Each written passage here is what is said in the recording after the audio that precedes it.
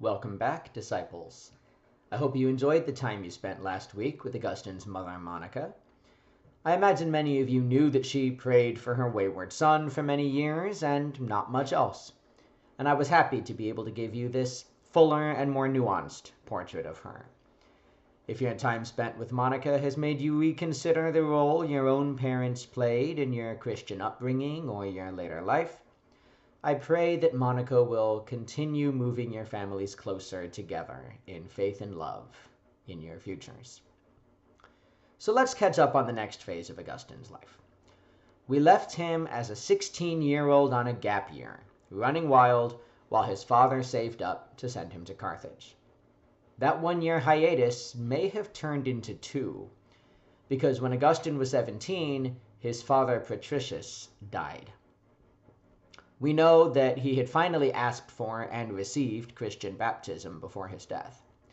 It's likely that he had been sick for a while and saw the end of his life coming, and this was the prompt he needed for his final conversion. Augustine tells us that in those final months, Patricius treated Monica better than he ever had before. Augustine did finally go to Carthage for 2 or 3 years of study. There, he continued to find the wrong sort of friends, who called themselves the Wreckers, engage recklessly in sex and theater shows, and generally succumb to the demands of the male body in its late teens. He did keep studying rhetoric, which continued to come easily to him, and during this time he settled into a personal quest for wisdom and a philosophy that would explain the origin and nature of evil. We'll focus on that quest in detail next week. He came home again to Tagaste at the age of 19 or 20 to open his own grammar school. He may have brought with him a toddler son, a Deodatus, as well as the boy's mother, to whom Augustine was not married. We know the boy had been born by then, but Augustine seems to say that he didn't actually move in with the woman until his second stay in Carthage, whenever it was that he settled down with her. He swears that she was his only sexual partner for as long as they were together, which turned out to be 14 or 15 years. It was at this stage of his life that Monica began to urge him more openly to renounce the cult that he had fallen in with and embrace Christianity. This is the context from Monica's dream about the angel and the wooden ruler that you read last week. After 2 years back home, Augustine took himself and maybe his family back to Carthage again. He had multiple reasons for doing so. His ambition to teach higher level students and get more public notice, or just to get away from his increasingly meddlesome mother.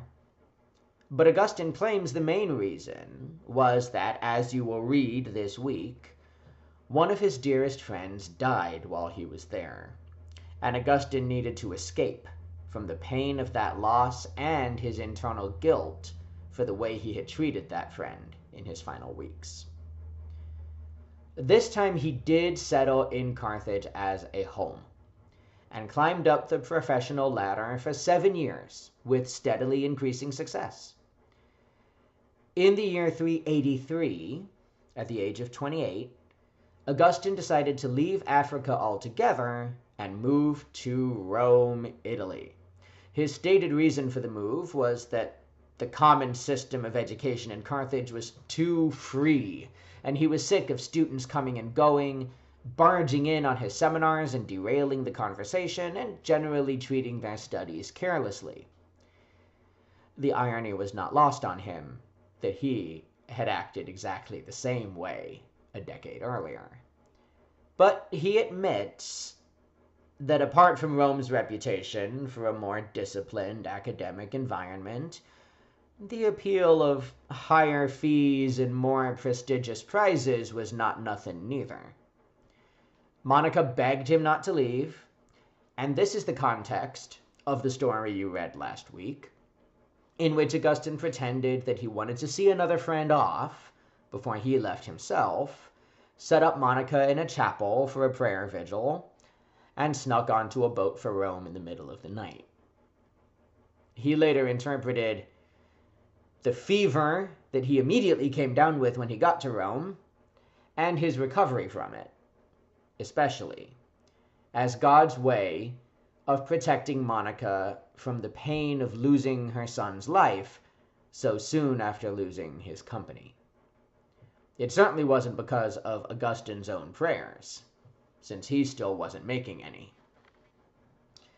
Augustine barely lasted a year in Rome. Roman students were indeed more disciplined than Carthaginians, but this turned out to be a two-edged sword. They were calculating enough to leave one master teacher and begin studies with another right when the first teacher's pay was due. Unable to make ends meet, and trying to keep a distance from the Roman chapters of all the cults he had joined and subsequently left, he jumped on an invitation that had just arrived from the emperor's palace in Milan. Yes, in those days, Rome was not the Roman emperor's home base. During the 200s, Roman emperors had moved out of the old capital city and set up permanent bases in cities closer to the imperial borders, to be closer to the active war zones. Rome itself had become an almost purely ceremonial city. Now, Augustine modestly writes that the capital in Milan needed a master teacher of rhetoric. But he's hiding the truth. Emperor Valentinian was looking to hire a new chief speechwriter, what the translator of Confessions that we're using calls a minister of propaganda. Even though he no longer belonged to certain cults anymore, Augustine did use his influential contacts in those groups to campaign for him for this job. And it worked. In the year 384, just before he turned 30, Augustine won the appointment as chief imperial mouthpiece of the Latin West and moved to Milan. This is where we're going to leave the narrative for the next 2 weeks. We're going to pause here to explore the kind of person our Augustine was on the cusp of 30 and also on the cusp of his conversion. As I said, his philosophical journey is an essential part of this portrait, and in next week's video, we'll go deep into that topic. But since we've spent the last 2 weeks meeting Augustine's family and the false friends of his teenage years, this week we're going to complete that picture by looking at his true friends. We're going to read what Augustine wants to tell us about the qualities he valued in his true friends. We'll see who those friends ended up being, and how they put up with his self-centeredness and stuck with him as he matured.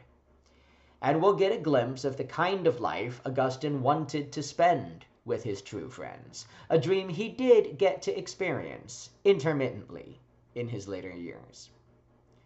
As you read, think about who your best friends are. Consider whether the qualities you value most in them are the same ones that Augustine valued most in his. Do you have any friends who put up with you in your most impolite times? And did your friendship end up stronger at the end? Would you and your friends share enough of those values to be able to live together as Augustine envisioned with his friends? Until next week, peace and all good.